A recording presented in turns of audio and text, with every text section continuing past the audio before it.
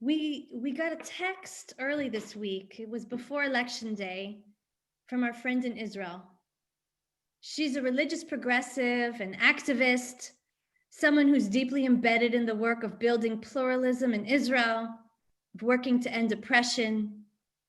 She was remembering the election in 2016 when she was in the States and came to the kitchen, and she told us she was thinking of us and worrying with us. And then she said, "I'm sorry, but I'll bet you a double-decker hamburger that Trump wins." At the time, I felt bad for her. I knew she'd been forced to live under Bibi's administration for who knows how long. I knew her hopes had been raised only to be crushed again and again. I didn't blame her for putting what I was sure was an Israeli overlay on top of our very different, fundamentally different, democratic process and largely progressive American society. That morning, I was clear the Democrats would win, if not by a landslide, then certainly by a decisive majority. And while I'll let the data analysts figure it out, and while I'm cautiously optimistic, still, I have to admit our friend was more right than wrong. This morning, I got another message from a different friend in Israel. This person too is a religious progressive activist, and she too is deeply connected to Israeli society. What can I say? But like many, this morning I was not as clear about the differences in the electorate between the US and Israel. By now, I had passed through the initial 24 hours of what I can only call dread and despair. By now, I was spending almost all my time with Nate Silver, alternatively loving and hating him with his every overly detailed yet still inconclusive update. After saying she was thinking about us and worrying with us, my second Israeli friend said she thought about the fact that if Biden indeed wins, it will be a story of how America has escaped the clutches of a bully and a tyrant. And she reflected on how rare that is. She said that if America can free herself from this person, with the whole world watching, this significant moment could remind people who live under other forms of corrupt leadership in Russia, in Turkey, and even, she said, in parts of Israel, that there's still possibility.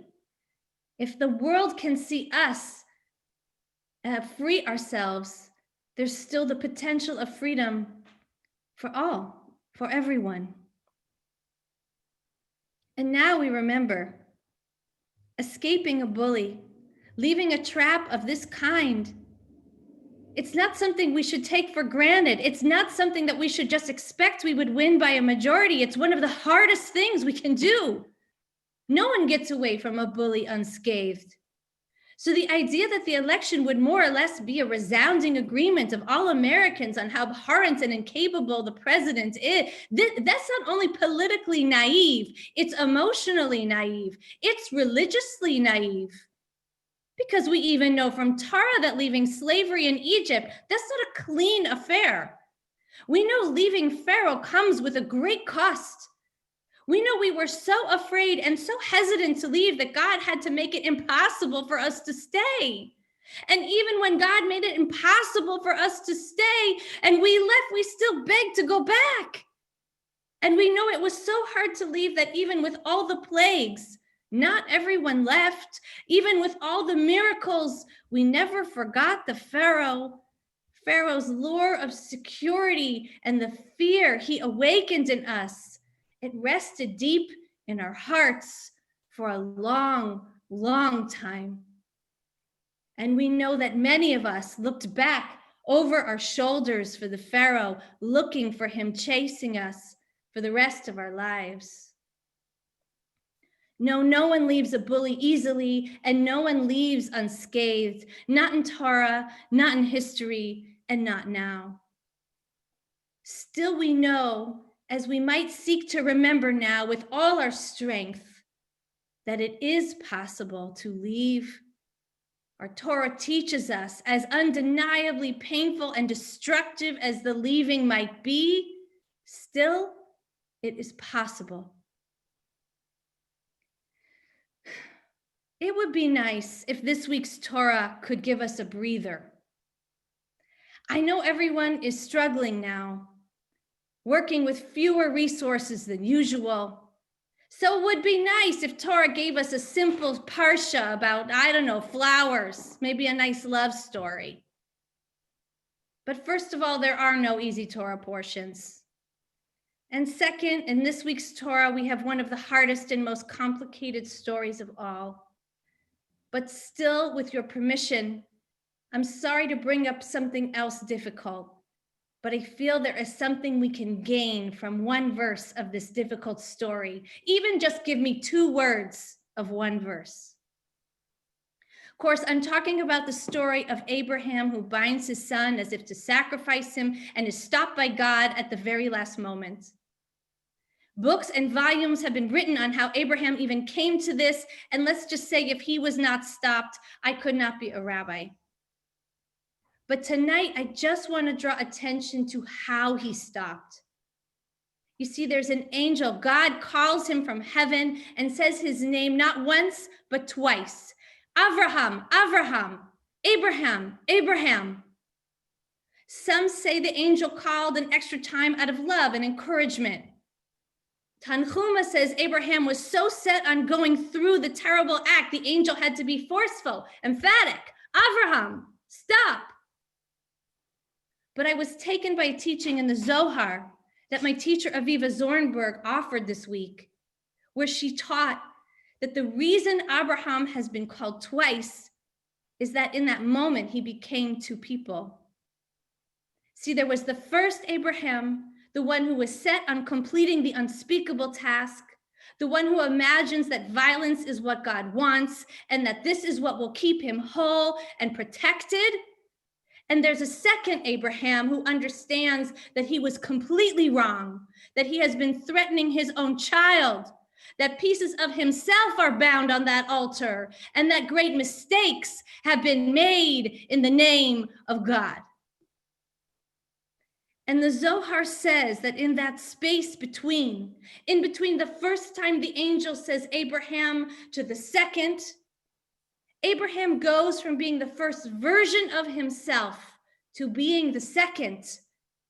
And it is only the second version of Abraham that can hear the command of the angel to stop. Only the second version of Abraham can understand that he has made a massive mistake with his life, and so he needs to start to try and fix what has happened. It made me wonder, perhaps just like there were 2 Abrahams, maybe there could be 2 Americas. Maybe just like the second Abraham didn't erase the first, but learned from his tragic decisions, maybe, just maybe, there is the America we know, and there is also a second America, an America of not yet, an America of the possible. And maybe if we admit that we have made mistakes for generations, mistakes that course through our country, maybe if we begin to understand our current role in these mistakes, maybe if we see all that we've bound on the altar, maybe if we admit all we have lost and continue to lose in continuing as we were, as if nothing is wrong, we could then find and inhabit and animate that second America, the America of the possible. Maybe just like Abraham, even in the midst of making the worst mistake of his life, some would say the worst mistake in all of Torah, maybe just like Abraham got another soul and another chance, maybe there's also a second version of us, another chance for America. But in order to find that second America, we will need to start with finding and saying more of the truth to ourselves and to one another. I know in this moment we are reeling from the loss of our narrative, not to mention losses in the Senate and the House and the Supreme Court, too many to count. I could list the atrocities and the offenses of the enemy, but you already have them memorized. We have been repeating them to each other for years, reciting them like prayers. I know we have felt and still feel like we are at war, and I know we are exhausted from the equivalent of living with an abusive and corrosive leader. I know if we felt we were awakened suddenly in 2016, now we feel we have not slept in 4 years. I know. But when we are done shaking our heads at the results at this week, at a mixed outcome, a close call we once felt was practically inconceivable, we must then begin to consider our role in the matter. Many of you will say, with good reason, we're at war. Some would say we're losing. We have lost key battles. How can we look inward now when the enemy is so strong? But this Shabbat, I want to suggest that while working and fighting to progress in the judicial system, in the schools, in legislation, while this is critical and must continue, if we don't also seek a second path, an internal path, we will never get where we're trying to go. In the words of Washington Post columnist Philip Kennicott, Trump gave our unique brand of ugliness, rooted in racism, exceptionalism, recklessness, arrogance, and a tendency to bully our way to power. Trump gave that a name. And although white supremacy might be the better, more clinical term for what ails America, Trumpism is a useful alternative. It includes not just avowed racists who have publicly supported the president, but also those who downplay the problem or align with it for personal gain, or who are simply unwilling to acknowledge its history and persistence.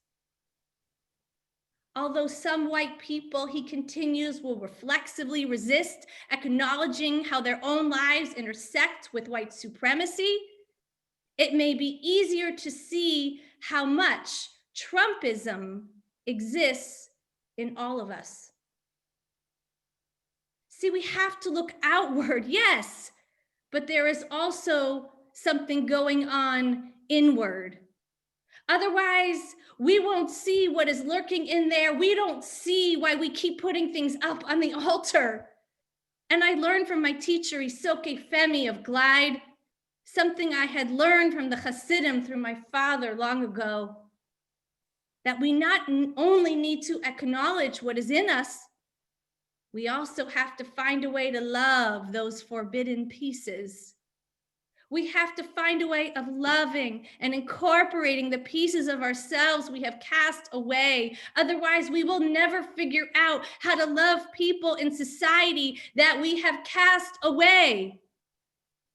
And given what we just learned in the election, if we insist on keeping our current understanding of the world intact, if our only tactic is to fight harder and fight smarter and fight more, if we only hate the enemies more and more inside ourselves and out, if we fight the building of the wall only to build stronger walls around our hearts, the America of not yet can never come to be. Instead of continuing binding more and more things on the altar and tying everything up, we're going to have to build a collective with more room for more sides of ourselves than we may be able to even imagine right now.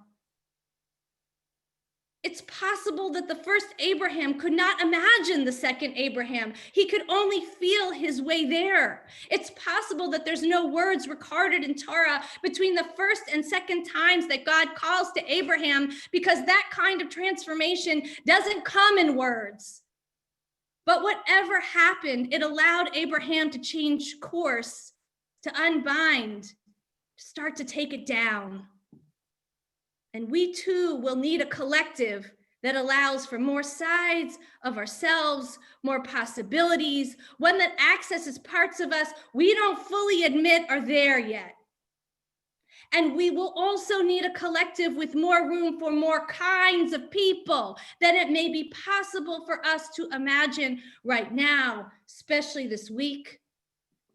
This does not mean we cannot stand our ground on issues. We can, we must. It just means going forward, we need to take some of our precious ideas off the altar.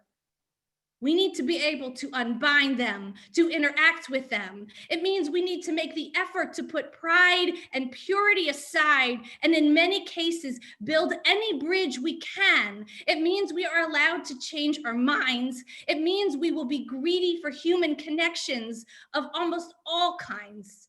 It means we are curious about someone with whom we vehemently disagree rather than dismissive. It means we really live by the difficult idea that God is in each and every person, not just the ones who look like our larger cosmopolitan tribe, and not even the ones who read what we read, and not even the ones who think like us, everyone.